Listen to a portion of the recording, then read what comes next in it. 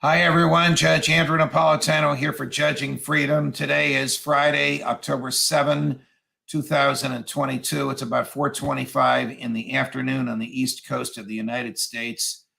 Uvalde. Remember that massacre? Remember that disaster, the Uvalde School District in Uvalde, Texas, where a madman, a young man who had recently graduated from the high school affiliated with that grammar school, went into the school and slaughtered 21 people, 2 teachers and 19 children. The police showed up and did nothing, absolutely nothing. The state police showed up and did nothing. Eventually, the feds came. There were 376 armed police officers there. The feds raided the place. The feds took out the killer.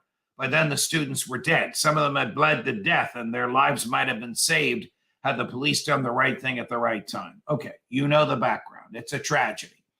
To make matters worse, outside that school building was a sign, "You're entering a gun-free school zone," which of course tells killers who will never obey these signs or the law.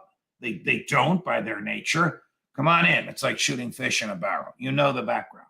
Why is this newsworthy today? Because today, actually last night, it just came out a few hours ago, the school district board of education, have you ever heard of this? Fired its entire police department. They had already fired the chief, Pete Arredondo, but now they fired the entire police department, including a cop, and this is a very interesting case, by the name of Crimson Elizondo. So Mrs. Elizondo was a state trooper. She was one of the state authorities called in by the locals who froze and did nothing. She also froze and did nothing. She walked into the building for 2 minutes and then she walked out. And there's a recording of a conversation with her speaking to another cop. And the conversation goes like this: "Do you have any children here?" "No, my children are too young for this school. But if I did have children here, you know damn well I'd be in there." So you'd go in there to save your own children, a normal maternal instinct. But you wouldn't go in there to save others, which is what the police are hired for. She showed up without all of her gear. She didn't have her flak jacket with her. Why a cop would show up at a mass shooting not fully equipped and covered and protected is beyond me. There's more to this story. She left the state police and joined the Uvalde school district when the chief was fired. She too was fired today for her lack of bravery and her lack of fidelity to what you expect police to do at the scene. So the school board in Uvalde has done the right thing. Unfortunately, too little and too late.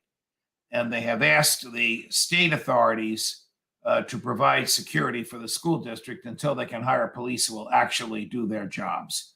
I guess they sort of did the right thing by getting rid of these cops who declined to do their jobs. They shouldn't have been cops in the first place. They shouldn't have been there in the beginning. They should never have hired this Crimson Elizondo woman as a armed guard to protect the school, as a member of the Uvalde school police department, when she couldn't do the same thing when she was a Texas state trooper.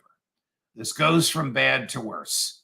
I don't know that this is Greg Abbott's fault, but this can't be helping him in his reelection campaign, because the Texas system failed 19 dead children.